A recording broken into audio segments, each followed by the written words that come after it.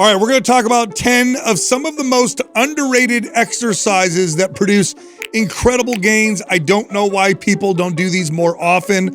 Some of them people never do, but they should. We're giving you one per body part. Let's go. These are the guys behind the guy. Yeah. Where you come up with this? These are exercises that you still don't see a ton of people doing, and they tend to not be included in routines. But they produce a lot of gains. They produce incredible gains. They're valuable exercises. And so I got some per body part. Some of them have regained a little bit of popularity, but still, if you go in gyms, you just don't see a lot of people doing these. Yeah, these are some of them are uncomfortable, and I think that's probably one of the deterrents for people, because or hard. Yeah, they're hard. Yeah. And that's just a little natural deterrent. That's right. I'll start with the first one for chest. Parallel bar dips where you lean forward. A long time ago, this was a staple chest exercise, and then it just became a tricep exercise. Now, it's not a bad tricep exercise. It's great, but the way you perform these can really change the muscle activation. If I'm more upright and I'm allowing my elbows to flex and extend more, I'm going to get more tricep. If I'm leaning forward, flaring my elbows out a little bit, in fact, there's very few chest exercises that will give you a stretch in the chest like this one. I love doing that. And now we have data to show that the stretch position, when it's loaded, produces the most hypertrophy. Most people think of a chest stretching exercise as a fly, but again, that's a isolation single joint exercise. Dips are compound lift. This is a compound lift. In fact, you can get strong and load these with a lot of weight. Loaded deep dips are yes. And people used to think I was crazy. I was always promoting those type of dips, like in combination with bench press, to really build up my bench press strength. And you're a big ring guy, right? Big ring guy, yeah. And it will make you very strong at pressing. And people need to understand, because I think maybe the average person would think it's similar to like a decline bench. No, the range of motion you can get on a dip versus that's what makes the decline. What makes a decline bench such a shitty exercise? it just is. I mean, and every guy is probably guilty of running it through his program like way too long than you probably should have. I mean, I know I did. Why? Because we could stack more weight on it. You could lift more weight, but the range of motion sucks. Yeah. I mean, you hit the bottom of your chest and you're not deep at all. That's right. You going on a dip, you can get so much more range of motion. And to your point, in that stretch position, we already have the studies of sport, how much better that is for you for building muscle. Loading that, great. Oh, yeah. And another thing too is like, it's such an easy thing that you can load and do safely by yourself. That's right. Like you can can do a spotter. Yeah, I'll do it where I could actually put my feet on the ground and then I just bend my knees. So if I get in trouble, I can just stand up. That's right. Right. And so what a cool exercise that I could really load for like a low 3 to 5 rep range and safely do it by myself. That's my point. How often do you see in the gym weighted, dips for chest? You never see that. No. You could get real strong at this, guys. Like you could put. I'm gonna do those today. Actually, like you could load. If you get strong as a guy, you could do this with like 100-pound dumbbell. I haven't been neglecting these around your waist. Yeah. And again, that stretch position, and then press it. By the way, this does require. I'll say this, a little caveat. You got to have good shoulder mobility, and if you've never done these before, you haven't done them in a while. Start easy, play with the range of motion. Don't just jump into these crazy deep dips. Right. But as you get better at them, like they'll unlock growth in your chest. I tell you what, in fact, you've motivated me because this was actually something that normally is in my routine. It hasn't been in my routine in a long time, and I'm going to do something right now. Is I'm going to make this like a staple for a while, and I just think that the development you get from shoulders, chest, and tris in this is just get really strong at this for a lift. Like watch the benefits you get from it. It's amazing. So I like this one. Next up is the dumbbell pullover. Now, you see some people doing these now. These were really unpopular for a long time for some insane reason. But it's one of the few exercises that moves in this kind of plane of motion. It's like you're moving into two different planes. Mm-hmm. It is a great lat exercise. It's great for thoracic mobility. Well, connecting lat and tricep is like a really unique. That almost never happens. Never. It's always lats and biceps. Yeah. Bodybuilders in the past would actually brag about how much weight they could do with a pullover, and they got incredibly strong. Why do you think it fell out of favor? Because it was such a big movement back in the day. It's hard. It's hard. You got to get a heavy Really? dumbbell. I never you go thought it was that. You go across a bench, and then you got to get into position. Maybe it's just the stretch of it. Yeah, people probably maybe like shoulder mobility wise too. People don't have that. I don't know. Like why it fell out of favor. I mean, maybe a lot of people don't know what it's for. you know, and so that's probably one where people are like, what am I working? You're not too sure about what they're working. Cause I actually don't think it's that hard of an exercise. You could really, it feels great too. I mean, I used to do it with like really older clients, just a light, like 20-pound dumbbell and just work on that range of motion and their shoulders and everything. And so, you can really regress it, and I guess it's a little awkward getting the bench, but it doesn't. There's other ones you have on here that I would put in the hard category of like, this sucks. It's so hard. I don't want to do it. I actually wouldn't even put that here. So I don't know why it fell out of favor so much. It's such a great lat exercise. It's interesting. This is a isolation exercise that acts more like a compound lift. It really does. Like there's very few. I can't think of an isolation exercise that I'd be like, ooh, this kind of builds muscle, almost like a compound lift. The pullover is one of those. Like you could get really strong and good at this and watch what happens to your lats from doing this exercise.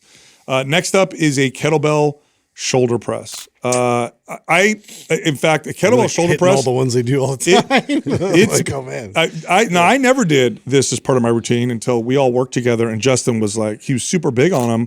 And I like strength movements. I like traditional strength movements. I like bodybuilding.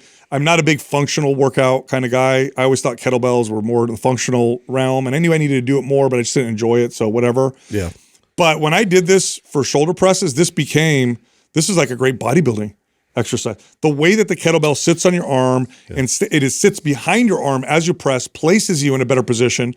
The rotation that's involved with the press gives you this really full range of motion. Naturally, people lack a bit of external rotation, and to have that weight, in the back of your arm and assist and pull you back in good position really helps enhance that exercise. I think that's the secret. Yes, it moves in that natural spiral motion, but I think the secret sauce in it is what you just said. It's the placement of the weight. Because one of the cues that you give trainers or clients when they shoulder press is pull the head through the window. Yeah, right. That's an old trainer cue. Pull your head through the window, and that's what you're doing is trying to get them to pull their shoulders back because it's uncomfortable. It's not normal. We do everything so in front of us. So that's hard. When the kettlebell is behind like that, it kind of pulls it back for you. So it gives you that kind of assist get in a more natural position. I really think that has a lot to do with it. And then it's way more comfortable to fully kind of lock out, which is another thing that people tend to do is they stay in front and they shorten this range up. So you don't get that full extension. You don't get that better posture. So again, this is another great one. I know diagonal. I love it. Like it's just so much more functionally sound. Next up is the dumbbell skull crusher. Now, we always put this in our programs. I almost never, though, see it in the gym. Unless someone's following one of our programs, they typically will do a barbell, like an easy curl bar skull crusher. I will tell you this right now. Like, if I'm in a hurry and I'm being lazy, I'll grab the easy curl bar. But dumbbell skull crushers are better. You always do two? Yes. Way better. I never use the bar. This is your favorite. Yes. Always, Well, I mean, once I made that switch over to this, and I don't remember where in my journey I was at, because I remember as a young lifter, always the camber, and your buddy spotting you and stuff like that. That was like the thing, right? And trying to get from the 25s to the 35s. I totally remember that. But then there became I don't remember what made me do it, but I remember switching to dumbbells, never went back. Never went back. In fact, I'll either do, both dumbbells, or sometimes I'll even do one at a time and really focus on one side. But dumbbell skull crushers is the way I went. It's just a great range of motion. You can get a real and it contours stretch to your body. That's right. Exactly. So and maybe that's why because I have kind of an odd, narrow wide back. And so the bar has always been like this kind of weird. It's not an ideal place. Where and the dumbbells it falls right in a comfortable spot. Doesn't matter what your size is. Yeah, and you're more in a neutral grip as well, too, which is I prefer. And neutral grip tends to be easier on people's elbows. Yes. Which is another good thing. Next up, hammer curls. Again, this is a program we tend to put in a lot of our programs. I still never see people do this. Almost every type of bicep curl somebody does is a supinated grip curl. Having a neutral grip still works the biceps. It also trains the brachialis muscle underneath the bicep and the brachioradialis muscle, which is on the forearm. This is a functional curl, you guys. This is a more functional curl than your palms up. And it will develop an arm that looks thicker from the front. That's what I've noticed through doing this exercise. And you can get really strong with these. Yeah, get that thickness. I don't know why I think it's just not as advertised or as sexy, but hammer curls, again, this was a staple type of curl that bodybuilders I'm looking at this list right now, and this is a dope 2-day-a-week program or a split over 4 days, so you could cut it in half, do it twice a week, would be a really, really good program. Totally. Today's program giveaway is MAPS Muscle Mommy. If you want to win that, leave a comment below this video in the first 24 hours that we drop it. Subscribe to this channel, turn on notifications. If you win, we'll let you know in the comments section. Also, ladies, try our free quiz. Go to musclemommymovement.com, fill out the free quiz, see which avatar fits you best, and then get some personalized advice. One more time, musclemommymovement.com. Back to the show. All right, real quick. If you love us like we love you, why not show it by rocking one of our shirts, hats, mugs, or training gear over at mypumpstore.com. I'm talking right now. Hit pause, head on over to mypumpstore.com. That's it. Enjoy the rest of the show. Next up, front squats. Probably the best quad, like if you want to really hit the quads exercise you could do. Yes. I know why people don't do them. They're hard and uncomfortable. This is one of the ones when I looked at the list, I'm like, the reason why, they're harder. They're real hard. And you can't nearly, I remember at one point I did get up close. If you practice, we get real strong. Yeah, and I think that's just it. It's like it reminds me of comparing the flat bench to incline bench. I remember when the discrepancy of my front squat to my back squat was so huge, it discouraged me from ever doing it. 100-pound difference. And then I went on a kick of like really getting strong in my front and almost caught my front. Almost, I didn't get all the way there, but I almost caught my front squat and my back squat. That was some of the best I felt in a long time. Oh yeah, it's a great exercise because it keeps you more upright. You're hitting more quads. It activates the core differently. It's a staple Olympic lift exercise. So Olympic lifters do these really well. You need that to transition to a lot of those other lifts. And also most likely how you'll use it in the real life. Yeah, you're gonna hold something in front of you when you're squatting. Yeah, I mean, I know we all like the back. We all love the back squat, but it's like you don't ever throw 200 pounds on your back and squat it down. You do a lot of times. You'll grab heavy things in front of you and squat down, and so that's way more functional. And honestly, I tend to find so much value in it with athletes because of the fact that you need that explosive strength, anterior, explosive strength. And being on your heels is really a detriment to you out on the field. That's right. Next up, physio ball leg curls. Nobody does these. They are they're brutal. I can't think of any other exercise that allows you to focus on hip extension and then knee flexion, right? So the hamstrings do both, right? They help extend the hips like you would in a Romanian deadlift, and they also flex the knee when you bring your heel back to your butt. With a physio ball leg curl, you're up in position, holding yourself up. So you're already activating the hamstrings in this kind of stable position. And then you do a leg curl. And the squeeze you feel at the top of this is insane. Yeah. By the way, bodybuilders sometimes try to get this kind of a squeeze on a traditional leg curl when they lay on the tummy. City, dude. And what they do is they'll lay on their stomach and they'll do a leg curl. And what they're trying to do is take their legs off the bench to try to emulate what happens with a physio ball leg curl. A lot of people look at this and say, oh, it's correctional. No, try this for developing hamstrings. Yeah. Try this and see what happens to your hamstrings. You don't need any weight with this. It's difficult enough. And good luck. I mean, you want to progress it, go to one leg. Oh, God. This will toast you. Yeah, 2 legs will get most people. And if you think you're really, really strong and you get good at it, then you can move to 1 leg and progress. Yeah. Speaking of 1 leg, single leg deadlift. Single leg deadlifts. My favorite. Yeah, great exercise. Deadlifts are great. Single leg deadlifts are great. I also think that so we talk a lot about dysfunction in joints as to do with weakness and instability. A lot of our issues stem from weakness and instability in the hips. Yeah. And this is such a great exercise because if you get really strong and stable in the hips, I've seen so many personal experience and also lots of clients that have eliminated low back pain, have eliminated a lot of this chronic pain that they have in the pelvis area. All that is so good to get strong in that area. And it's difficult, but you get good at it. To get really stable hips and this really challenges that anti-rotation ability. So, for it to then translate into a regular deadlift where you get those shifts every now and then, it really helps to kind of keep you solid and stable. This is also a secret way to get your deadlift up. Yeah, I went on a kick. You can actually go far enough back on my Instagram where I was doing the 200-pound. Where I was recording me progressing through this. I never felt so good doing bilateral deadlifts than when I focused on getting really strong at doing single leg. man, when I went back to bilateral bulletproofs your deadlifting, hips. oh man, I just felt so good, so in control. And again, this is going through this list is making me go like, I need to reintroduce a lot of these movements that I haven't been doing. In my, Next up for core, active planks. We talked about these a long time ago. In fact, there was a video, first viral video that we posted years ago. It's probably 8 years ago that went viral. This is a gnarly core exercise, and we put this in our programs as well. Yep. But I almost never see them in gyms again, unless someone's following one of our programs. This will build your abs and your obliques like almost like nothing else. It's an exceptional exercise. If you're strong and you need to be challenged, do this, and it is incredible. And it does. It works in extension and at the top at contraction. I actually think that it should replace the traditional plank that everybody does. Yeah. I just think that that's, for the most part, most people don't do those really well. Yeah. It's hard for a coach to see if somebody's cheating it a little bit or doesn't have the best posture in it.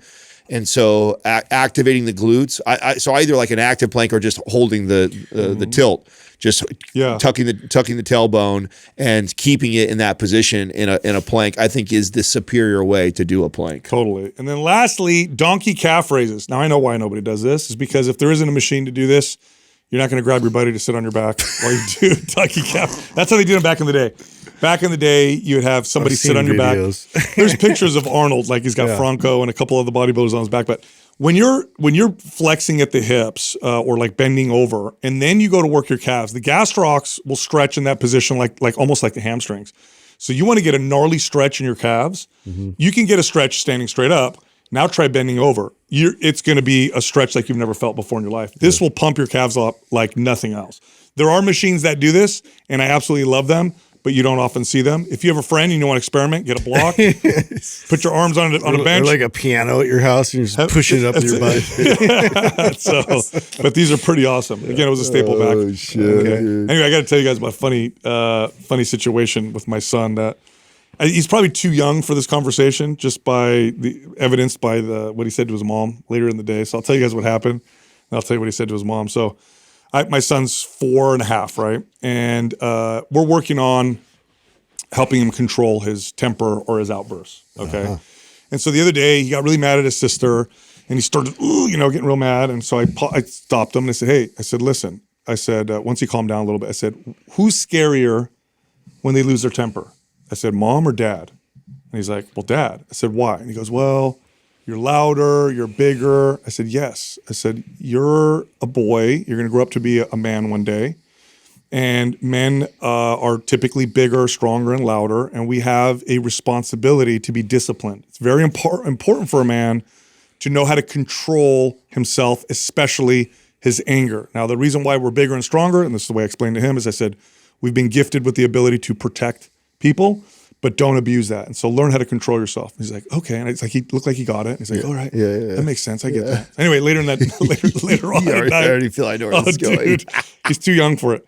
Later on, he's in bed, and earlier before bed, him and I were watching snake videos. He's really into snakes right now. So he's like, can a python beat a alligator or whatever? So we're looking at videos. Well, we saw this video. I think it scared him a little bit. So he's in bed with his mom. She puts him to bed most nights, and they're laying there, and he's like, Mom, I'm scared of snakes, and I don't want any snakes to come in the house or whatever. And she's like, honey, don't worry about it. And they're going back and forth. And she's like, listen, I'm with you. I'm here with you all day long. Like, I'll keep you safe. And he's like, but Mom, you're a woman. You're weak. You can't keep me safe. I'm like, no.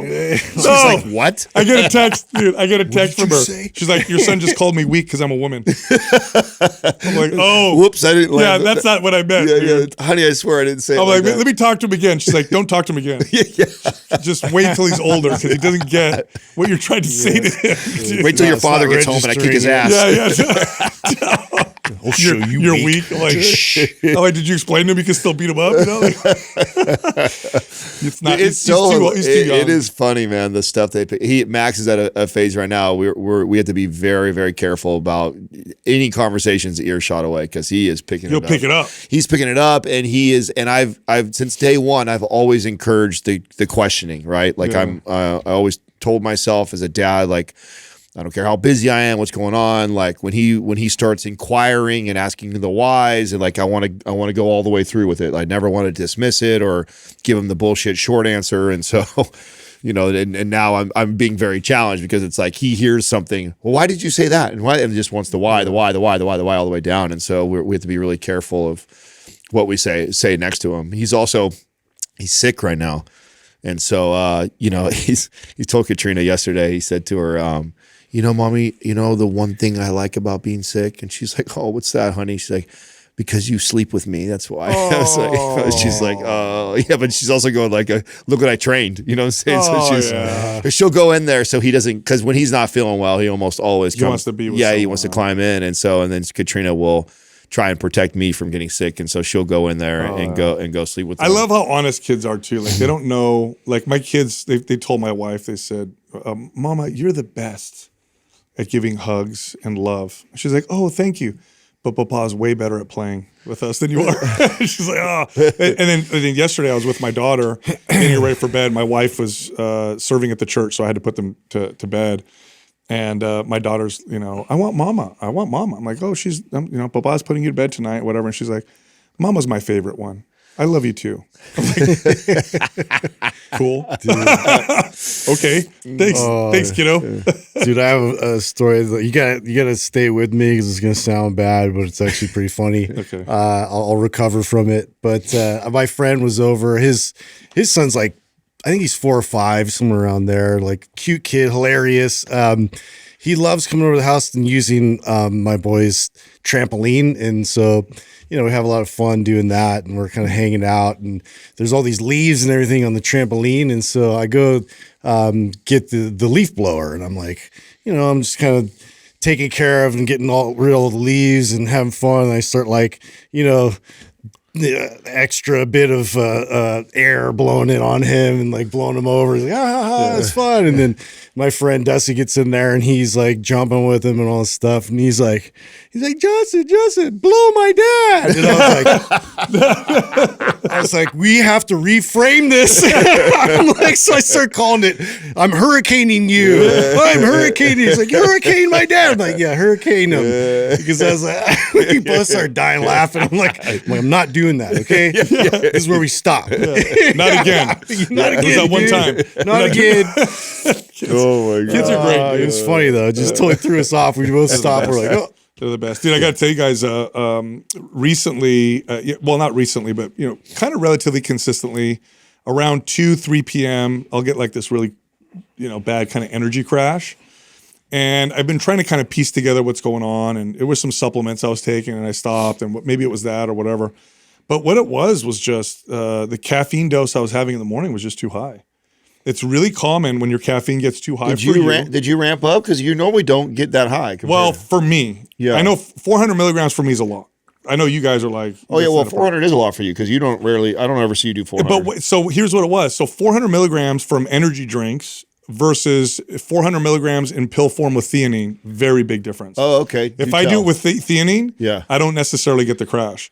So the other day I experimented with it and I cut down the energy drink, did it in pill form with theanine, and sure enough, I felt way better. But it was really stressing me out. I'm like, why am I getting this terrible? And it's so funny because if I were a caller who was calling in, one of the first questions I would ask is be like, how much caffeine do you have in the morning? Yeah. And then that's probably what it is. But I don't think a lot of people realize that although caffeine gives you energy, when you go too high for you, and there's a lot of genetic variants. There are certain enzymes that some of us produce more of and others that allow us to break it down or not or whatever. So your dose may be lower than someone else, but it might be too high for you. The energy crash that you get later, that's a sign your caffeine is too high. It's just one of those signs. And that was what was happening to me. Oh, wow. So now I'm going to start scaling it down. And so do you think that's what it was? That was where you were feeling off the other day? No, that was something else. We'll talk about in another episode. I'm saving that conversation. Save that version. Just so people understand, there's this wonder. It's all tied into my series, right? There's this struggle that I have with taking things and doing things to feel more capable and powerful. And you're so the opposite of me. Part of this is like, taking like exotic supplements and stuff. And I just, I go too far.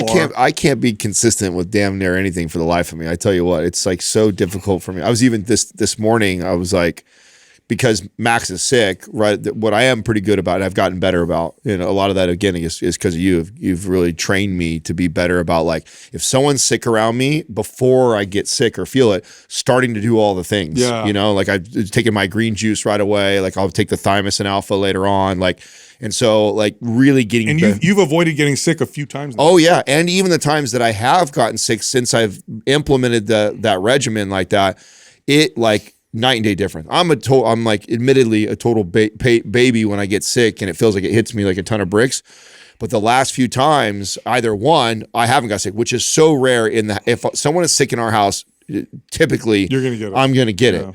But when I go through that process of being good about taking all those things right away, I notice a huge difference. Yeah. And now the green juice is part of your. Yeah. That's why I brought that up is because I also just felt good after I take it. I'm like, God, this is something I should just drink on my way to work anyways. I always feel good when I drink. And I know, and it's like, and I know that, and yet I'm not consistent with it, and so I'm just reminded of that today. And the only real reason why I was really on it today was because I was more worried those about getting sick. polyphenols and antioxidants and just those micronutrients that you find in greens. And what happens with the green juice is they break it up to the point where, so it's a powder that your body can actually absorb some of the stuff.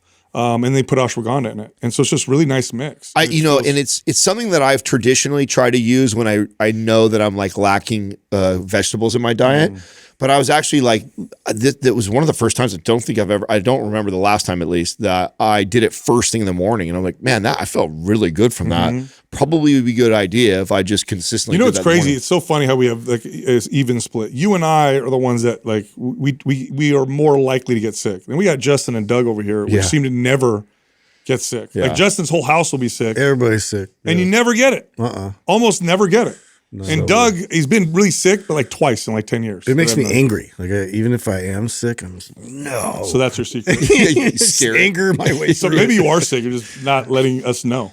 I mean, no way. Are you kidding me? No. If Justin is off, of all of us, you can tell. Yeah, you can definitely tell. I feel like Justin. I mean, I know I wear everything on I my get a lot of sleeves. flack for being the moody one here and stuff like that. But I feel like when Justin's not in a good mood, I feel like he is every bit. Well, he's every bit. I agree. I definitely agree. Quiet. That's what he does. Yeah. But he gets like angry quiet. Yeah, it's like a different kind of quiet. You directed everyone else around you. He gets quiet. Nobody. I let you all know the difference. Anabolic will be like, why is he so mean to me? Like try to keep it to myself. Oh God, he's in a bad mood. Something happened. Yeah.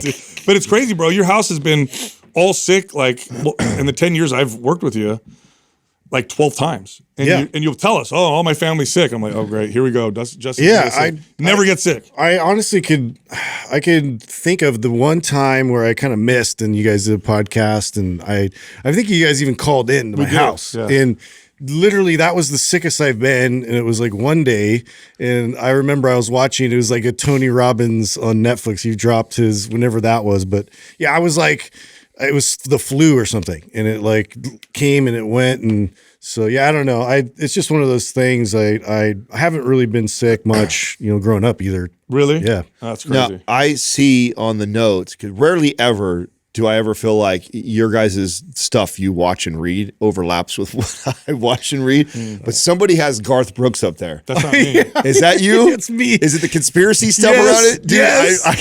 Have you heard about it? Yes, I got sucked into that because you did? because it was so wild. I don't know Thank this. you. You can validate me. Okay, so I want to hear what I don't know any of this. I did. I put up there's like kind of a goof because it's like it's so wild and bizarre. And I saw a video that was like trying to highlight and correlate they're trying to basically paint him as like a serial killer under the radar. Yes.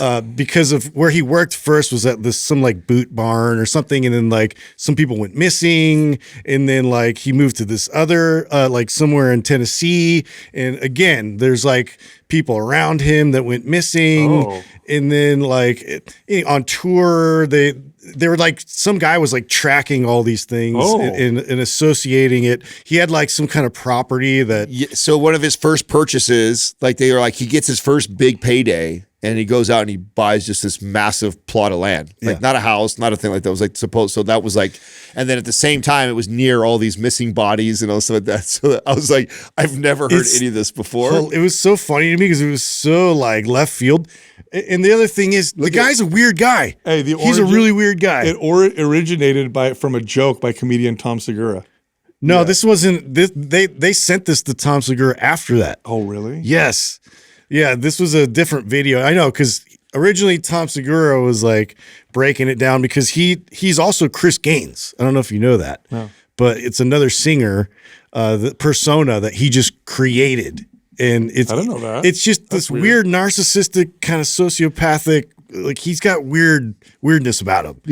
So I think people like start looking into like what else is he all about, and then all these kind of weird correlations. You know what sucks about stuff like that with the internet and social media? Is that no matter whether it's true or not, it sucks now. Yeah, dude, you're that guy. Yeah, like that sucks, dude. Yeah, they just landed on his. Yeah, that just sucks. Yeah, because there's going to be like people who are going to get real into it, and they're going to really believe like he is. Well, that's true. I think I clicked one video. Now I'm getting all kinds of ones. Like there's like podcasts that have gone in depth of like his career and all these weird things. I'm like, oh my goodness. Yeah, I don't believe it. It's like that's why I thought it was kind of funny. But like, I mean, if it is true, then that would be really crazy. That's wild. Oh, that's the other guy, right? Yeah. See that's the character. Chris Gaines, he's all emo.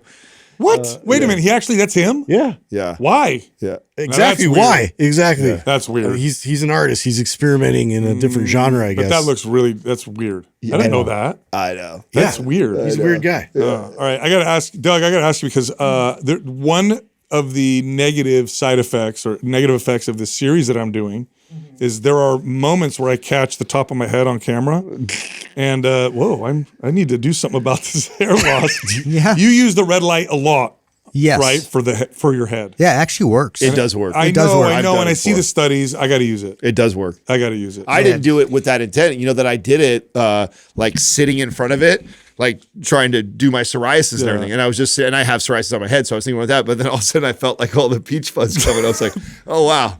Although I don't care about that. I got to start using it. What is it? 10 minutes? Is that all you do? 10 minutes. 10, 15 minutes. I do it at least 3 days a week. All right. I got to start doing it. Yeah, I'm not ready to let go. My wife's trying to convince me. She's like, shave your head. Is she? Oh, She's yeah. like, just get it over with. See, that's awesome that I'm trying to picture you. Katrina didn't want me to shave it. I blame her for how long I held on for because I was like, I'm just going to shave this thing. I had to shave all the time. She's like, no, I love your hair. And I'm like, what are you talking about? Oh, no. She made you feel bad about it? Yes. I kept, you know what what you just said, I don't know if you guys remember this. This was back when Taylor used to work with us. And we used to shoot content in the front. Yeah. And we were doing a bunch of stuff. And I was in there and I'm shooting content and I'm between clips and I'm down on my phone and I'm messing around. And then after I was done, I was Rachel and they were working on the edit and I come walking over and looking over her shoulder to see the edit. And there was the whole recording and there's a recording of me putting my head down, looking at my phone and the white light. You know what I mean? The white light was intense. And it was unbelievably bad. Yeah. And I was like so angry that like, how are you guys working with me and no one has said anything to me? Yeah. It's like having food on my face and no one has said anything or a big booger hanging out. I'm like, you guys could tell me like that it was looking like that. I shaved it the next day. Like, forget what the wife said. I was like, honey, no way. Like, you cannot let me go around like that. That's crazy. Yeah, so that was it. It was the lights on my head when I was recording that. Yeah. No, my buddy was trying to convince me too. He's like, shave your head, then grow a beard. I'm like, listen, I'm not trying to get stopped at the airport. If I shave it, I'm not growing a beard. I mean, you still have like a pretty good comb over. I don't know why. It's not really a comb over. There's hair there. It's kind of a comb over. No, is it really? It's a comb back. It works though. Dude. Not everybody can do that. Like I feel, and maybe it's because it's light that works. Yeah. When mine was like black, and then you didn't have the white hair. Huh? Yeah, that's right. And so black on the scalp too, and his is like no. Yeah, so it was. Yeah, maybe that's it too. Mine's curly, different spot, and so it leaves like bigger spots. Like you have like a nice even distribution. You're never gonna lose your hair, Justin. Yeah, no, I shaved it early too. I was like that kid that all through junior high school I had a shaved head, and like everybody was like, just assumed I was going to the military or something. Did you never shave yours? I did when I did jujitsu. Oh, you did? I would buzz it. And it just for jiu-jitsu. Oh, so if you've done it for a while, then you know what it is. I'll do it at some point. I'm sure we'll see. Whatever. But I know it's gonna happen. I'm gonna do it, and then I'm gonna see a bunch of comments on YouTube. It's gonna bother me. That's what's gonna happen. Like, yeah. I keep hearing like the copper head makes a difference with your copper. Yeah, dude. I don't know about that. Copper? Yeah. Oh, yeah. I've been supplementing with it, but it's like for the gray. For the gray, yeah. Yes. I mean, maybe maybe a few years of doing that, maybe it'll make it dead. I don't know if I buy it. I think gray looks good. Gray does look good, dude. I do. Yeah, it's fine. Oh, look at that. Yeah. Oh, our views just went up. I never do my hair I bet anyway. Courtney likes it. Does Courtney like the gray? Yeah. Yeah. Katrina likes the gray too. Yeah. I think it's just, I don't know. I don't think gray looks that. No. I think bald looks. I worse. own it. Yeah. Listen, if you're I don't bald, think bald looks bad either. I think shave it looks great. it does, but yeah, you would look all right with a bald head. Yeah. I already know that. I've like half of my big helmet? life already. I got a big old head. Yeah. Fits in a helmet. water That's the only bottle. way I can fit in a helmet, dude. My head looks like it's like shaped like yours. It's like a little. It's like a little round.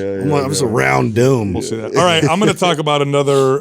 Just a little bit of an intense conversation. Oh wait, before you get intense, please talk about what we are doing with the Muscle Mommy movement right now because it's so exciting. Oh, it's amazing. It is growing rapidly right now. Yeah. Okay, it's the musclemommymovement.com. You get on there, there's a quiz. /quiz. Yeah, you don't have to do / It'll go You right. just get right the now? hyperlink will go right to. So musclemommymovement.com will take you right there. What's really cool between recordings right now, I know you had touched bases with Dr. Becky Campbell. I talked to Dr. Gabriel Lyon. I also talked to Dr. Lauren Fritz. All of them are committed to joining the group and being in there and actually doing talks, which is going to be incredible to have that support. You don't have to be going through the Muscle Mommy program, although It's just women who want to build muscle. you get the Muscle Mommy program and the new Muscle Mommy 15 program that we haven't even released when you're inside that community. So that's a part of it. But you can be following any of the MAPS programs. It's just a support group and community that is driven by our trainers and us, and now that some of our best female doctor friends of ours that will be supporting that group through their journey. And so it's blowing up and growing And like it's a crazy. Feedback's been awesome so far. And it's going to be it's a group where we have our trainers who are going to be in there weekly doing group coaching for all of you. So it's pretty awesome. All right, in there. let's get to the intense stuff. So, right now on social media, and I know this is not my algorithm because I don't click on this. I don't click on it. They're definitely pushing it. It's definitely trending because they're pushing it. We talked about this. It's in mine too. Okay, so what I'm talking about is you guys. Okay, who is that girl? What was that girl's name that got? She got stabbed on the train. Yeah, I don't know her name. Recently. Ukrainian. Yes, in fact, I'm gonna look it up because I want to make sure I have her name here. So the person that I'm talking about, her name was. Let me scroll down. I got a bunch of notes here. Her name was Irina Zarutska. Okay, so this is the video. You've probably seen it. this is the one where she gets stabbed. She's on the train. There's a dude behind her, randomly gets up and kills her. Okay. Now, what I'm seeing with this and what's happening here is you're getting all these people that are turning it into, well, it's basically race baiting content. Yeah. Oh, now the other side, huh? Well, this is where I'm going to go, okay? Because this started a long time ago. And I've talked about this on the show. People could look back at episodes years ago, and I'm like, hey, guys, watch out for this kind of stuff. And it started years ago. And when these things start, and I say these things because this is an effective way to keep people divided, to cause division, to keep people under control. This all started back when Barack Obama became president. And if you look at the data, the general consensus in America around racism was that it's getting better and better and better, and it has been for decades. This is what all the polls showed. Obama gets elected, and we are at peak lows in terms of what's happening in the country with racism. Everybody's like, oh my God, we elected a black president. This is great. Right after, though, we got elected, suddenly we started getting force-fed that this racism is everything, and we got to watch out and this and that. And what happened is we saw all these instances, which this stuff happens. We're a huge country. It's 300 million people. So you could find a video of something happening that looks terrible with whether it's a black person, white person. You're always gonna be able to find this. And we started getting kind of force-fed this look at this person. And then, George Floyd is a good example. Here was a situation, cops got aggressive with him. He was also on enough fentanyl to choke, to kill 5 people. That turned into crazy riots. You had BLM, which we now is totally corrupt and crazy. And that stoked one side. And it looks like the game is we're going to start over here. We're going to stoke these guys, and we're going to push a bunch of stuff that's going to make this side pissed off because they're going to look at it and go, this is crazy. This is too far. The riots are being a good example of people's businesses and homes getting destroyed who had nothing to do with any of this stuff. And now it's over here with this white woman getting killed by this black gentleman. And you have these conservative commentators who are spouting statistics and using data that seems like it's connected, but it's not. And they're saying things like, young black males commit this percentage of crime and they only make up this percentage of the population. By the way, they use the data on the other side to say whites earn this much more money, therefore it's racism. The stat that connects all that together is whether or not you're raised in a home with two parents who are involved. Okay, that's what predicts all this stuff. But they're trying to make it this race thing, and it's really frustrating to see, because what was scary with the extreme left is going to be scarier when it's on the extreme right, because what that turns into is this militarization, this legalized, this militarization. white nationalist movement starting to happen. We got to be careful, everybody, oh my God, dude, to not start making this or allowing ourselves to get into this this fervor about race. I don't care what side you're on, and it's like they're pushing the buttons on either side with this kind of stuff. It's crazy. It's interesting that at least maybe I'm just not paying attention to this stuff. I mean, I did see that, so I did see the whole thing went down. You should see the commentary. I'm just like, what? No, I'm not even looking. I'm not even looking at it. And maybe that's what it is I'm not getting sucked into it. Like when I see something like that, I'm like, oh my God, that's horrible. It's horrific. The last thing I think is like, oh, a black or white thing. I think that's just sad. It's just completely sad. But to your point, this shit is happening all the time around the world all the time.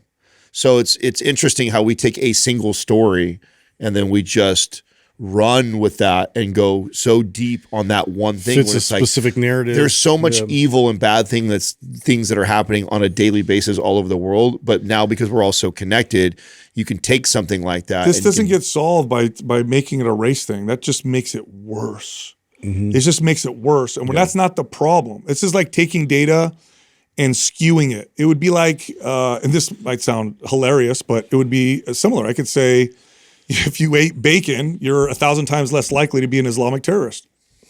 Yeah. Does that mean eating bacon is going to fix that? No, it's because they don't eat pork. Bacon. When you look at these, when they try to quote these stats about young black males or this or that, what you're seeing is a large percentage of kids who are growing up without two parents in the home. And that it doesn't matter what race you are. That dramatically increases the odds of crime and poverty and all that stuff. But they're making it a race thing, and I'm looking at these people, and I remember seeing it on one side. Now I'm seeing it on the other side, and I'm just like shaking my head, like, what are you guys doing? Yeah. You're falling for this game. I mean, it's got to be so interesting. Right now. I mean, Doug, you're almost old enough to, if you've been around for 60 years or so, to where because I remember when I talked to my mom and stuff like that. Like my mom went to a segregated school. Right. So she was she experienced that in their high school, where they had to segregate the high school because of riots and issues happening and stuff like that. So it must be so crazy to be at that age where you experienced it as a kid when it was really segregated and it was really bad. And then to watch the evolution and to see where we were like in the 90s, you know what I'm saying? Like where we were at in the 90s felt so, and we're I see no color. Like there's this whole movement of just like judging people based on their character. And you have to know too that like, I don't care how great a country is, racism will always exist because there will always be bad people. Yep. So, but for it to be talked about in a narrative, in a big thing, you know, from somebody who's 60-something years old, watching it when it really was like a big thing, to watching how far we came in the 90s, and then to see where we're at now. Yeah, spiral back. It's like we're going backwards. Yeah. It's wild to think that. Did you see? I've seen people like posting like, we need to live separately. And like, I'm just like, this is horrific. Like that we're going to like start entertaining this. Remember when it was the left that was saying that? Yeah. They're like, we need safe spaces, segregate us. They're like, what? What are you saying? Now you've got the other side saying this kind of stuff. And it's like, it's crazy. You know, I'm not saying it's a psyop, but I'll say this. I'll say this. When you study psyops, they run on a 10 or 20 year timeline. A psyop it's not a year. It's not 5 years. Yeah, it's not. It's like a 10 or 15 or 20 year plan. Yeah. And they start over here and they stir some stuff and then they do their thing and then they wait till they get the other side really mad and now they've got something to play with and then they move over here and they go back and forth and then they cause revolutions. They cause civil unrest. This is like the playbook. And so I'm seeing all this and I can't believe some of these people are conservative Christians, they're calling themselves. And they're on there talking. I'm like, what are you saying, dude? Yeah. This is unbelievable. I can't believe, I can't stand. I hope it doesn't get to that. I mean, I guess I haven't been paying attention enough right now to see if it's getting like George Floyd like. It doesn't. At least it didn't feel like that for me yet. But I mean, if you're saying that this is the early stages of that, you think it's happening? Yeah, it just seems like there's a lot of like stuff firing up in that regard. Listen, I want people to pay attention. Watch the news cycle, and they go through cycles of this where they intensify, and it turns into something, and then they'll let off a little bit, and then they'll do it again. And there's periods of this. So every day stuff happens. That's crazy. We're such a big country that if you wanted it to make it appear like things are getting worse, you could do it at any moment. That's my point. My point is like there is no real end game in this because we are such a huge melting pot of a country that there will always be a percentage of evil. Like you can't just unless you want to eradicate it, where we start killing people because we think they break laws, which obviously that's not the route to go. Right. So we're always going to have this low level of evil, bad people on any side, any race, any color, any religion are always going to be there. Yeah. And if you choose to cherry pick those stories and those people and highlight them in the news and spread them across millions of people and platforms, it's going to look like we're all falling apart all the time. Like, and it'll never get resolved. It's impossible to resolve that. So this idea that you're going to solve or fix this thing that will always exist in society. There will always be bad and evil people. Here's examples of PSYOP. Like I remember when the George Floyd riots were happening, and I remember they were happening during COVID when we were told, do not be together in large crowds. And then they had these protests, and they were like, this is fine. This is great. This is why I'm like, wait a minute, you just told me.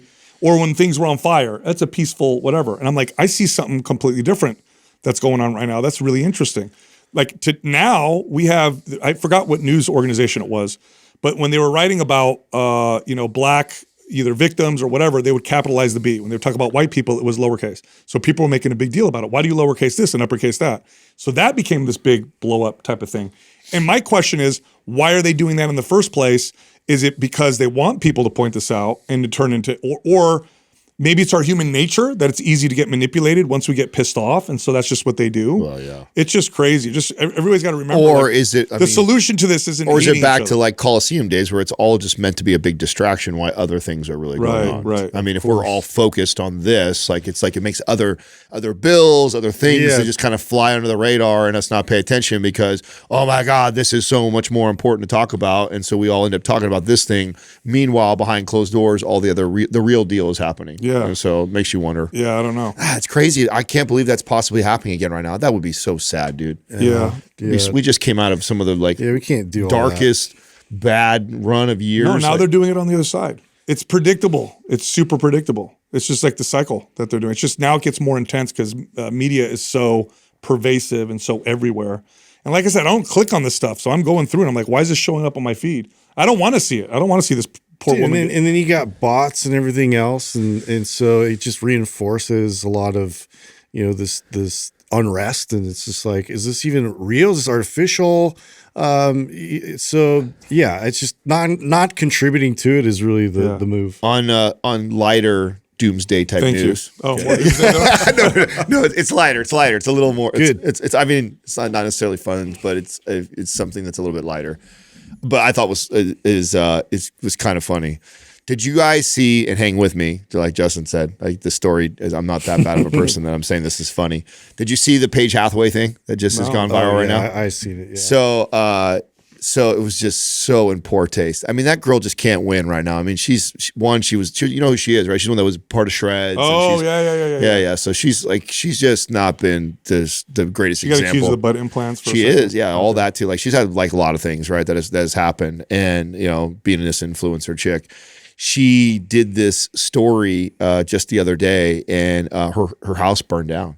What? Like, oh yeah, down in LA, during the fires. Yeah, bad. Oh, during the fires? Yeah, that's terrible. And she made a whole day in the life video of salvaging their clothes, and it's like you're totally like, oh my God, you feel so bad she's going through, and then it works its way to, but at least I have time to make my protein smoothie shake by No, she didn't. Yes, she did, bro. Yes, she did. So It's cringe, so dude. cringe, dude. She really did a commercial. Oh, it was an ad, Yeah. dude. It was an ad for this, her smoothie shakes and I everything. mean, I did see one comment though. It was like, "Hey guys, leave her alone. Now she needs to make some money." Yeah, bro, it was such in poor taste. It was told her so to do off. that? I yeah. don't know. I mean, that's probably some. bad I don't know judgment. anybody that would tell. Nobody who's like in charge of that would probably do If that. you need to sell product, just be honest. Hey guys, my house burned down. Right, that Please was buy this. Yes, I get paid. you were way Yeah, that would better have off. been way better move. If she Way would've better presented move like that. Yeah. So have you seen our buddy James Smith and Chris Williamson and the new talk? Did you see? Yes. Okay, so they put out a challenge like with that video, and so people have been sending in their own version.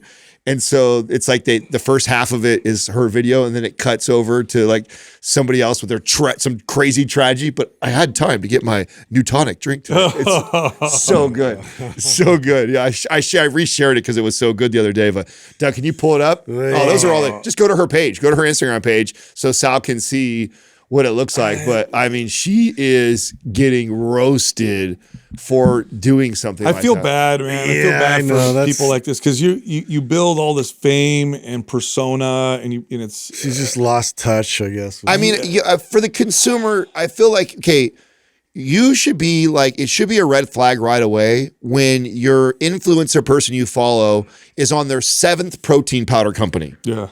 Like there's no loyalty there. It's purely around making money. Like how do you like, there's a lot of these people that like I've seen her at least promote 5 different brands in like the last few years. It's like, and this is on to another one.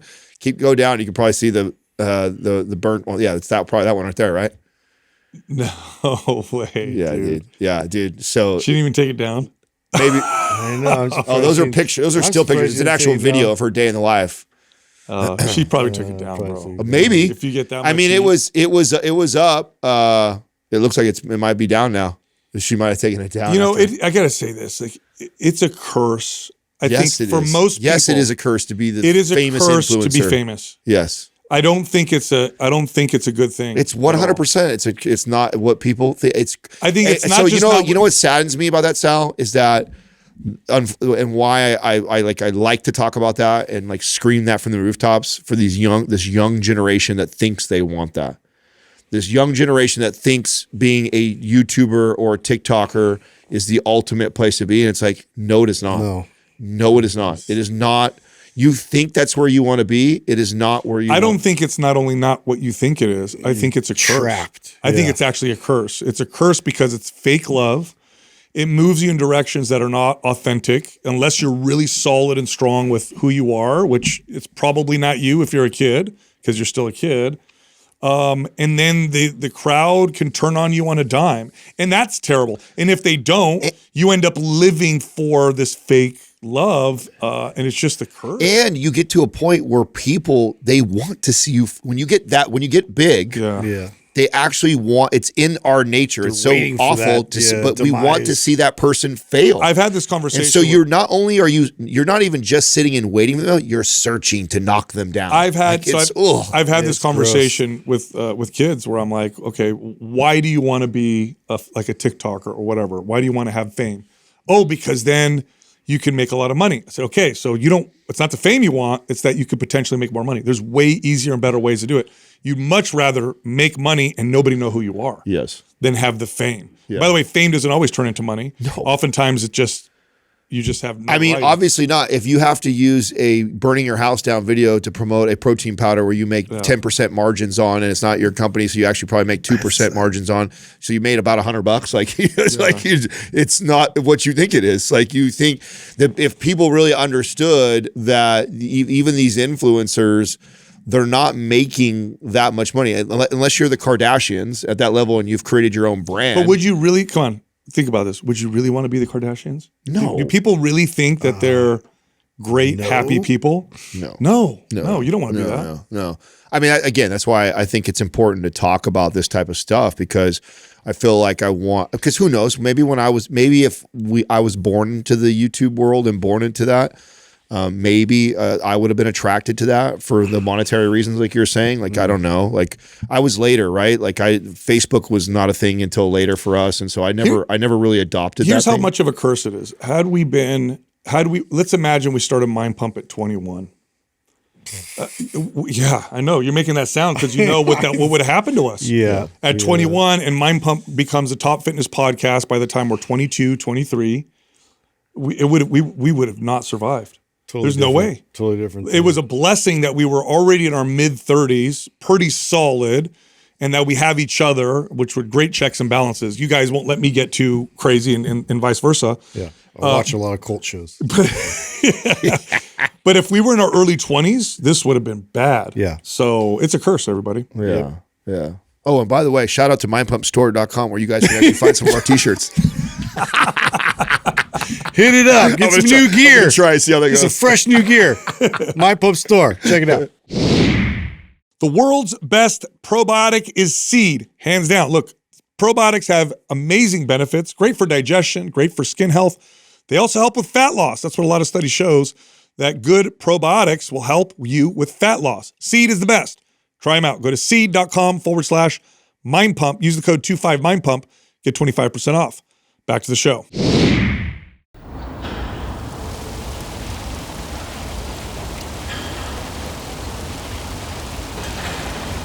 Our first caller is Liliana from Mexico. Hey, Hi, Liliana. How are you doing? Hello. Hi. How you doing, guys? Good. How can we help you? Okay, I'm gonna go ahead and read the question. I am 37 years old, mom of a beautiful 7-year-old girl, and happily married for 9 years. I've been very active my whole life: ballet, cheerleading, jazz, and now I'm a studio owner, which is great, but I am not as active as I used to be. I stopped dancing about a year ago. Late night rehearsals didn't fit my life schedule and family life anymore. But of course, I gained some weight, about 15 pounds. At first, I didn't have much of a problem with it because I was enjoying not being restricted in the free time. But now I want to feel fit, strong, and good again. But I don't want to go back to just cutting calories to get to a certain weight, which is what I have always done. I came across the podcast a few months ago in Sal's episode with Marilee Welling in The Pursuit of Wellness and started listening to your podcast. I have never really tried weightlifting, just one time after the pandemic when everything was closed. I bought a glute guide from an IG girl and actually saw great results. But when dance classes opened up, I didn't continue. About 2 months ago, I started going to the gym again 5 times a week, and I've been doing this guide again, but I feel kind of stuck and not seeing as great results. So my questions would be, which program would you recommend for someone like me? And diet-wise, how can I do this you always talk about of repairing your metabolism without gaining even more weight and fat? In general, I think we have a pretty healthy lifestyle, maybe an occasional craft beer and wings with my husband, but it really is occasional. I'm a tall girl. I am 5'9" and 171 pounds right now. All right. Really just 3 things I would start you with. I would avoid processed foods, although it sounds like you probably don't eat a lot of processed foods. I would aim for about 150 grams of protein a day. Probably the most important thing. Okay. And eat it first. Okay. So 150. 150. Yeah. So you could go down as low as 130, but I think 150 is a good target. So what that looks like is 50 grams of protein for breakfast, 50 for lunch, 50 for dinner. If that feels hard, you could bring it down to 30, but eat it first. So when you eat your meal, eat the protein and then first, and then you can eat everything else if you still want to eat more food. Okay. And then I'll send you MAPS Anabolic. That right there, you're going to see some great strength gains. You'll start to build some muscle. As you start to build some muscle, then your metabolic rate is going to change and shift, and then you'll start to see some fat loss. But initially, it's going to be mostly strength gains. So what you'll see in the gym is you're just getting stronger and stronger and stronger and stronger. And then as things start to kick up, then you'll start to see the change in body composition. And an easy way to kind of reverse diet without getting really nitty gritty with the tracking is if you eat all whole foods, you eat the protein first, like Sal is saying, you target that 150. If you're still hungry, eat.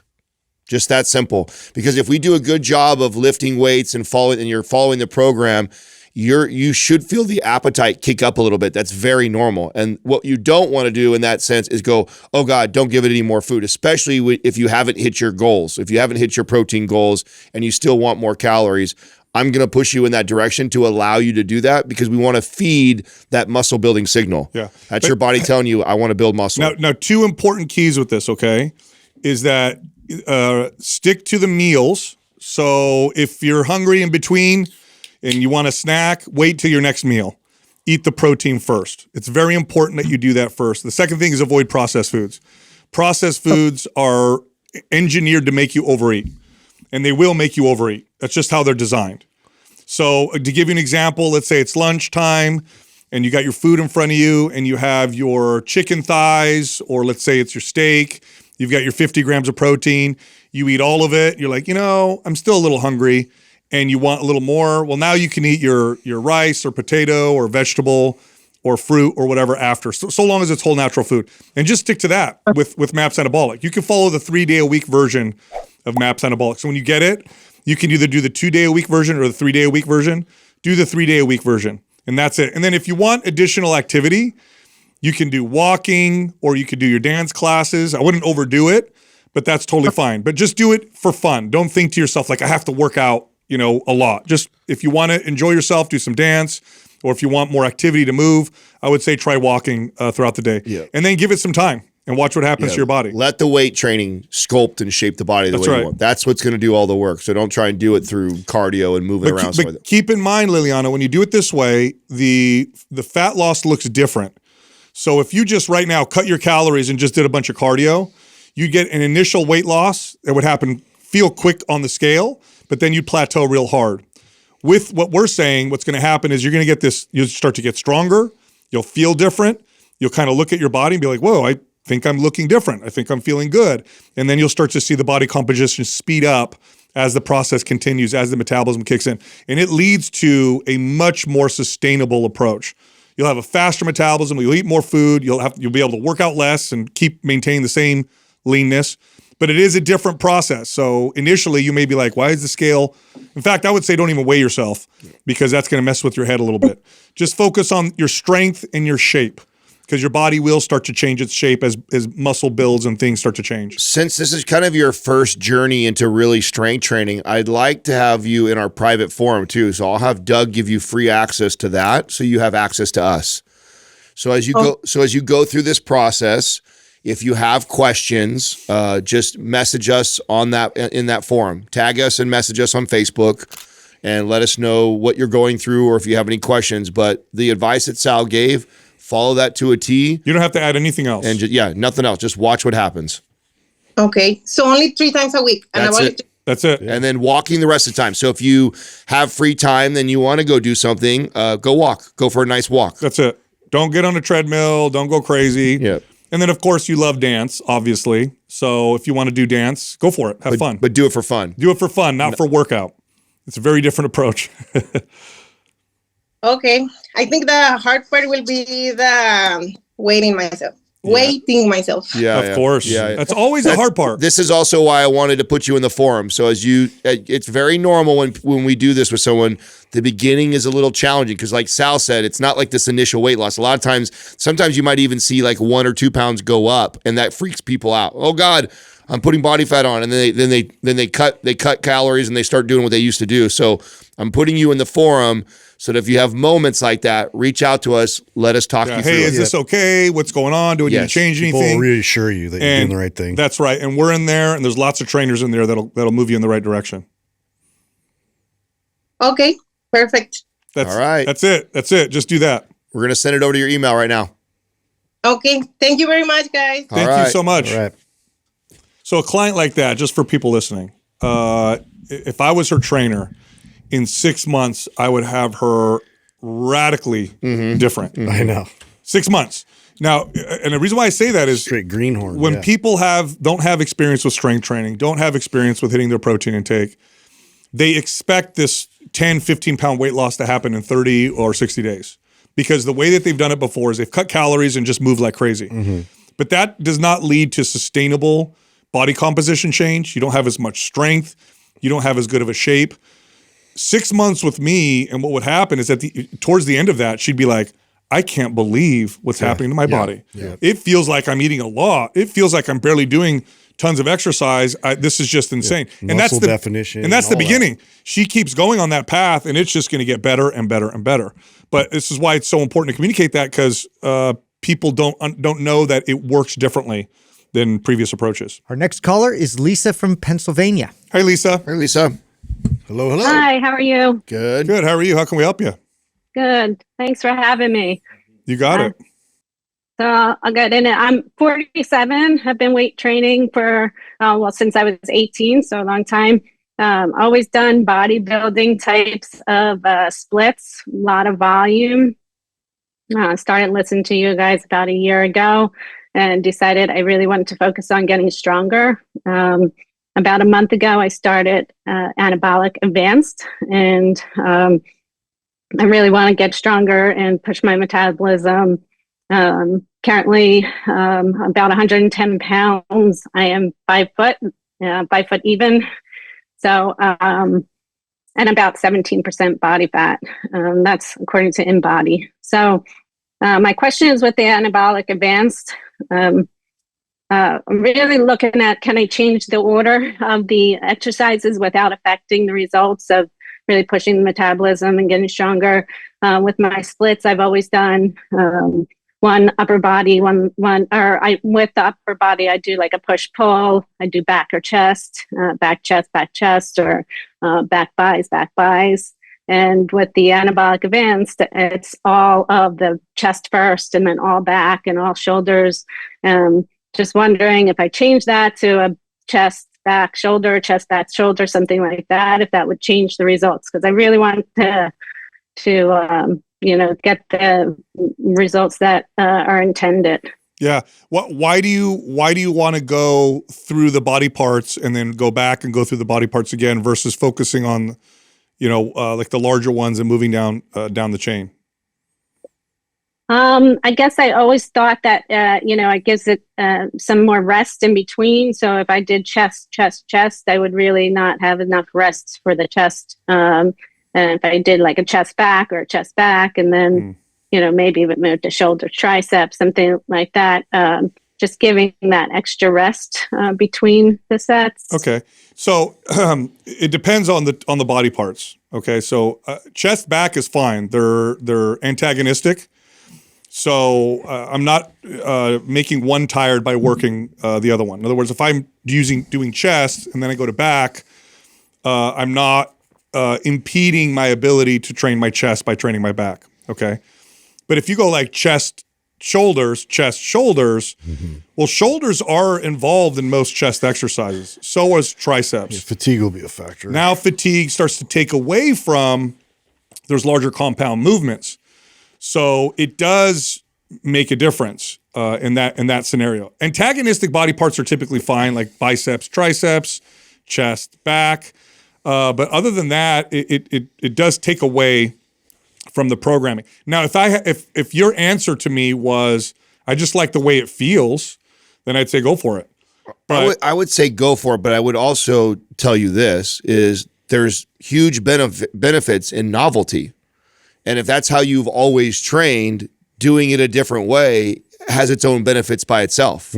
So even if I didn't like to train that way, it's like, I don't ever train this way. Therefore, this is going to be novel stimulus for my body, which that brings on its own benefits because it's novel stimulus. So you will certainly get more benefits or more gains doing it in a untraditional way that you've always done, no matter what we were talking about. So I would say that too. Especially if this is the first time you've run it before, I think to allow the programming to really go through it exactly how it's intended, just see, how your body responded, as opposed to then kind of injecting in sort of your old routine and patterns within it. Yeah, but I will say this, even just to address what Adam said about novelty. I mean, there's some value in that, yes, but you also said you want to get stronger.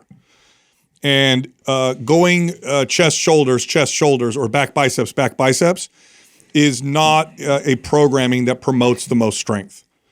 You'll never find that in a strength based program. Now, there's another component to this that I'd like to address, if that's okay. Yeah. Okay.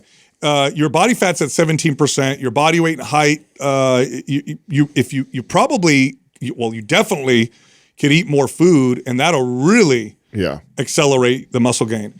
Women typically build strength ideally in a bit of a higher body fat percentage, closer to 20. So I don't know what your calories are at. 1,800. But 1,800, is that what it says? Yeah, that's what it says. Well, that's where, so I started this a month ago. And I will say, I can go and say that I did the month with it, all chest, all back, just did it exactly as laid out. And it was challenging since I wasn't used to that. But I definitely, in the, week 2, week 4, where I was really pushing to failure, which was fun, I definitely gained. I was able to push so much more than I feel like I've ever had. Oh, wow. Very good. So that's awesome. But yeah, so do you know what your calories are now? Are they? And then so for calories, I was in a maintenance I was just doing 1,800 to 1,900, and keeping that 110. So I've been trying to reverse diet. I've never been able to get above 2,100.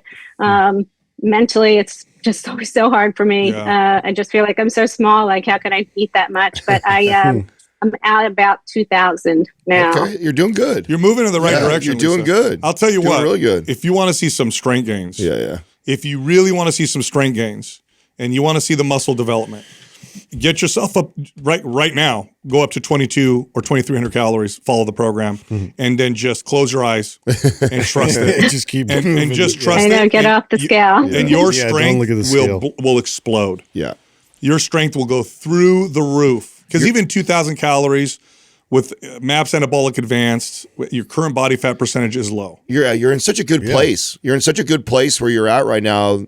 Even if we were to overconsume and accidentally overestimate, you're going to build muscle. Yeah, you're just going to build muscle, and it'll be really easy to come back down the other way. You're doing a good job though. You're heading the right way. Yep. It sounds like just the psychological part of getting over the food.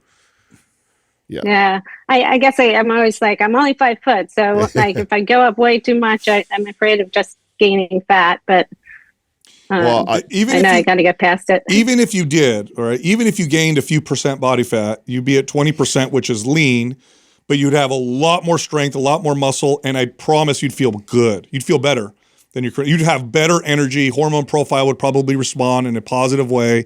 Sleep would respond in a positive way.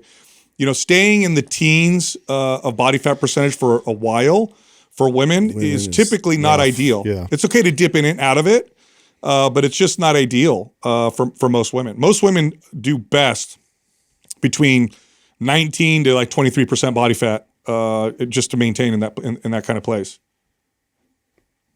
Yeah, it's been quite a while now. I've been in the teens, so this is actually high for me right now, the 17%. Oh yeah, Lisa, you got to bump your calories. It'll change your life. Yeah. You're going to notice changes in energy, mood, sleep, hair, skin, hormone profile, recovery, pain. You're going to feel like a new person, but you got to close your eyes and trust it. Everything. I'd love to have Doug put you in our private forum too, so we're kind of there for you through this process. That'd be great. Thank you. Yeah, I'm gonna have him put you in there, and then as you go through this, you will have those moments of doubt, and I shouldn't do this. Just message us, send us a message, let us know how you're feeling, let us know what you're doing, and then we'll help talk you through it. Yeah, that'd be awesome. Thank you. Yeah, you got it. Yeah, you're doing good, Lisa. You are. You're moving in the right direction for sure. Yep. Thank you. Thanks for having me. All right. Got it. All right, we'll see you in the forum. Oh yeah, if she's been in in the teens for a long time. Yeah. Oh my goodness. That's gonna happen. Her body's like craving. Waiting for those extra some calories. sustenance. Oh yeah. It'll change her life. Yep. Our next caller is Ryan from Louisiana. What's up, Ryan? What's up, Ryan? How's it going, man? Hey, how's it going? Good, man. Good. How are you? Good. I just want first of all thank y'all for everything y'all do. I've been listening to y'all for about 2 years now, and y'all got me back into working out and changed my perspective on not only health but also life. So, with that being said, I'll just give a little background. So I'm 24, 5'8", 185 pounds. Played sports in high school, and I've been working out consistently for the past 2 years. I have worked through Anabolic twice and recently purchased Symmetry. And over the last 2 years, I've lost about 15 pounds following Anabolic. I'm more than happy with the strength gains. However, I want to lean out a little bit more. And my goal is to have visible abs, just to show myself that I can do it and I can get there. So my questions are, how should I diet through Symmetry if it's the right program? And how should or could I incorporate cardio? Yeah, good question. Right. It doesn't matter what program you follow, as long as it's a strength training one and you're in a calorie deficit. That's what will produce the fat loss. I want to know where calories are right now. Yeah, so that's the question is, do you know where you're eating now, where you're at? And that'll give us an idea of where we can go. Yeah, so I've been tracking for about 2 weeks now, consistently, and between 2,000 to 2,500. That's between 180 to 200 grams of protein, just depending on the day.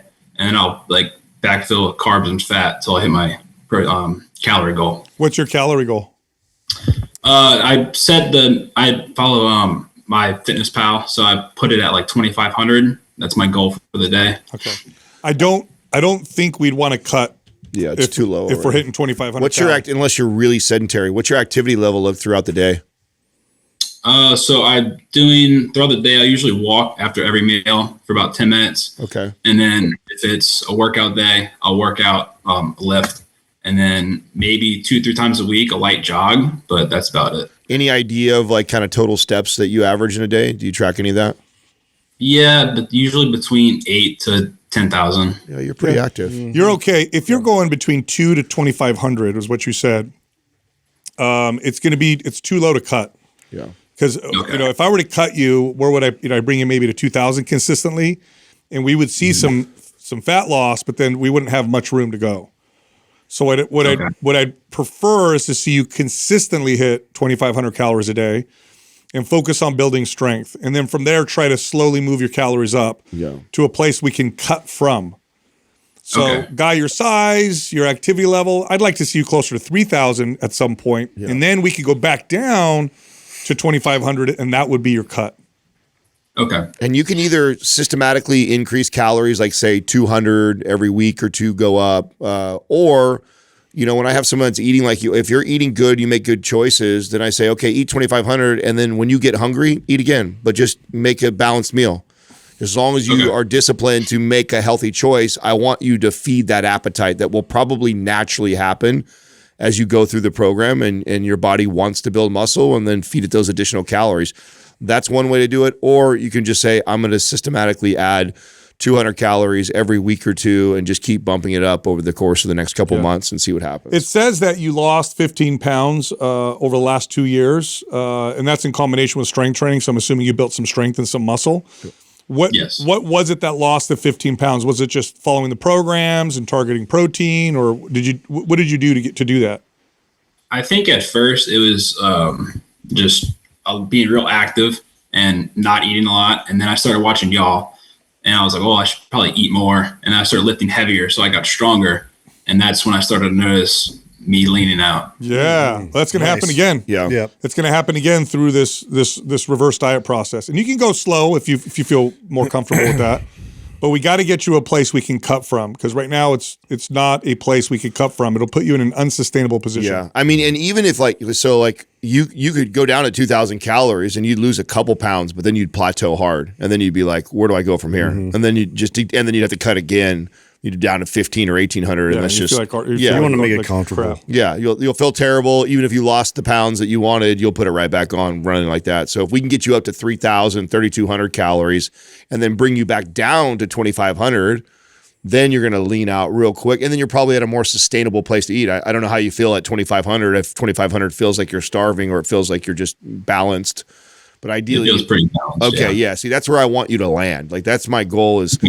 Can I get you to a place where the calories that you're eating feels very comfortable, easy to manage, and 2,000 or 1,800 is just not a manageable place to stay for a long period of time. So if we want to keep this off, reverse diet, build muscle, Wait till you get up to about 3,000 calories, and then we can drop down. And what I'd really do is go up to 3,000, drop you just for a little bit, just to show you leaning out again, and then go back to eating more, because I think this process of just building muscle over time is also going to lean you out. Just as you build more muscle, your metabolism speeds up, and you'll kind of naturally lean, which is kind of what you did, right? Yep. You ended up building. Fed your body. This way too. Like it says you're 24. Like you do this process and you give yourself some time and get strong over the next year, you're going to set yourself up really well. And what this will look like at the end is you'll be able to walk around at a leaner body fat percentage with more muscle, eating more food, and you'll set yourself up really nicely. Mm-hmm. And as far as like protein, should I still be eating about 200 grams, or should I do a 1 gram per pound of goal body weight? I like 200. Yeah, 200. The same for that. Okay. Since we're still trying to build too. Yeah, that's a good goal. And then time-wise for the 3,000 to 3,200, how long should I do that before I do a short cut back? I mean, it's up to you. If you were my client, I'd watch things and see how you know what probably going to happen, Ryan, through this process is you're probably going to have body composition change through the reverse diet process. I think that's exactly what will happen. There's a good chance you could get to 3,000 and you don't have to cut. Mm-hmm. Yeah. So if we do a good enough job of building muscle, 3,000 calories will even lean you out. So there's a possibility of that. So really, like Sal's saying, I want to get you up to 3,000 and then hear your feedback, how you feel. Like, do you feel like it's a ton of food, or does it feel good, or do you feel your appetite still kicking up? Like, that's what I want to hear from you. And I tell you what, when you get up to over 3,000, keep it at 3,000 for at least 2 weeks, and then hit us back up.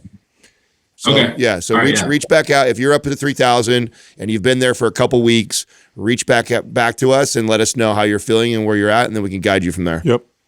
Okay, awesome. Cool. Yeah, thanks for calling in, man. All right, Ryan. Thank you for everything. Appreciate it. Good luck, man.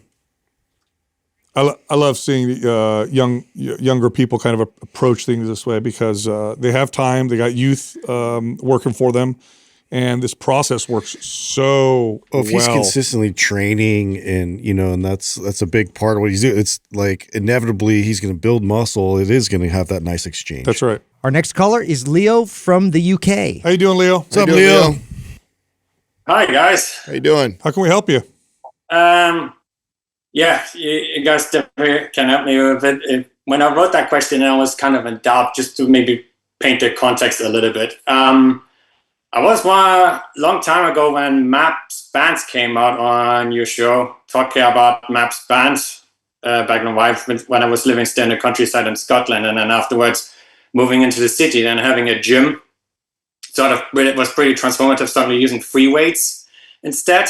So it was like epic in that sense. But I also learned a lot from my personal trainers, and my own personal trainer that got there in Capoeira, and helping others with their struggles motivated me to go into personal training as well as nutrition coach to help people towards better lives, really. And you guys also inspired me very much onto that journey. And the reason why I posted that question is at the time when I wrote it, I was kind of in doubt about it. So let me go to the question. And I'm going to add some updates as well to some of the things and numbers since I wrote it in, because it was a few weeks ago. So I have a client that I'm currently having for my nutrition coaching program that I'm doing for my assessment to get qualifications in there. And her goals are weight loss and eating more healthier. As my estimate of caloric intake were something like around 2,200 calories, roughly 2,300 in macros. A protein though fluctuated quite a lot when I did the measurements. It was pretty inconsistent between 60 to 135 grams of protein. And her weight started off at 126 pounds. And body fat percentage about 25.6. And originally in the conversation started that she wanted to get back to the weight that she had back when she used to live in Brazil before the pandemic, where she weighed about 114 pounds. And she was doing a lot of cardio, Pilates, being a very fit and active person. When COVID hit, she sort of lost track of the entire thing, particularly with the circumstances with her dad at the time getting seriously sick, and she put on a lot of weight at the time, up to about, how much was that? is 66 kilos. That's about 132 pounds. When she then came to the UK and went to the gym to do strength training, over the course when I met her, she's now down to 126 pounds with that body fat percentage, 25.6. But I sort of started thinking a little bit about even just reducing it 1 to 3% would put her into a much healthier range rather than much further. And I was thinking of like doing just a more gentle cut of like 200 to 300 calories. Maybe that's more maintainable for her over the course of the program that I have with her, which is 8 weeks overall. By the time I wrote, I think it was already into the second week or so. And introducing the mindful eating, really. And get her also into some things like walking after meals and eat with the mindful eating as well, not eating in front of devices, and making sure that she tracks basically her cut of 200 to 300 calories. I didn't want to do a drastic cut like 500 because I think that might be a bit too much, was my concern. And I think that would put her more into that healthier body fat percentage range, like 22 to 24%, but even just a small reduction would be good. But I started thinking of the numbers, and I sort of think it's pretty impossible for her to really do much weight loss because she's gained so much muscle over the time, at least 15 pounds, I'm gonna guess, compared when she was the cardio person to the more like body split person. So there's some updates that she's been doing so far on the coaching program. She actually has been implementing mindful eating, delaying sweets and treats and enjoying them only at very special moments, cutting snacks and all that. Not eating before devices at breakfast and dinner. At work, it's difficult for her because she works for the NHS, which is the National Health Service in the UK. And I did encourage her to eat more protein and increase her water intake from just 8.8 ounces to 70 ounces, so almost 2 liters. And she's doing much better without headaches. But she had a bacterial infection just recently, had to take antibiotics, and also was just on holiday last week. So I haven't seen her yet these past few days because of these two scenarios. So I hope she's doing fine. I do check in here with her regularly to just see that she's fine. But now it's more like making sure that she eats healthy, but also improves her gut health after the course of antibiotics. And maybe wait a little bit with the overall progress on the weight loss until we sort of rebuild that. And just to say, her current caloric intake is like 1,900 calories. So she seems already to be on track with tracking. I'm going to check how that went during the holiday because she wanted to try to maintain it that time. And there were those setbacks with the antibiotics. So my basic uncertainty, because I was a bit up a doubt, is any of that what I'm doing actually good or sound, or should I consider changing course in some things and how I think about it? Or because ultimately it's about her and her goals, really, in the end. Okay, so be more specific with your question. What is the question exactly? She wants to lose some body fat, or yeah, she does, but he wants to know the steps that he took to get her to where she's at right now. Basically, dropping down to $1,900 was a sound strategy of what he's been doing. Is that correct? It's basically my uncertainty was I just wasn't exactly sure whether doing just the 300 cut would be the most ideal for her, cutting down to such a low body percentage, but also like introduce the mindful eating. That's fine. Yeah, you're fine, Leo. What I'd want to know is, how is she feeling? Is she feel satisfied on those calories? Is she doing a good job of being consistent with it? And then the probably the most important thing, based off of what I heard you say, is her consistency around hitting her protein intake. Because if she's strength training and she's really inconsistent with the protein and you're cutting calories, we're going to probably lose muscle, and that's not ideal. And so in that case, I would be like, I'd lower her, bump her calories a little bit, or at least continue to speak to her like, we got to hit our protein. We got to hit our protein. Okay. Because because the one challenge you might have, because I don't think there's anything wrong with what you did. I think it was very logical. I think it's a good strategy. I think if it's working out, it's good. But I did hear you say that when you were tracking her protein, she was really inconsistent with it all over the board, and it sounded like she's lower than she's higher more often. And if you put her in a calorie deficit and she's also not hitting protein consistently, then she might lose a couple pounds, but she's probably going to lose some muscle too. So it's going to be really important that she consistently hits her protein intake too. Okay. So that's what I would be communicating the most based off of what you've told me. But I think you're doing your strategy is totally fine and okay and logical and good. But right away, what jumped out to me was the inconsistency around protein, and we're also cutting this girl. So if we're cutting her calories and she's missing protein, you can almost guarantee she's going to lose muscle too. Okay, that's a good awareness. Mm-hmm. But all in all, good. I mean, everything. I think you very, very logical. Good job. But I would be really hammering that home. We got to hit that, especially in a deficit. In a deficit, she could even afford to have more protein than we have. It's more important. Yep. Okay. Yep. Okay, I see what you mean. The literally protecting a muscle. Yes. Yes. That becomes the most important part. You got her strength training, right? So she's lifting weights. Yeah. She's doing a good job. You're in a reasonable calorie, but you are cutting her because she wants to lean out a little bit. But if you cut her and she doesn't hit her protein, she's going to lose muscle too. Mm-hmm.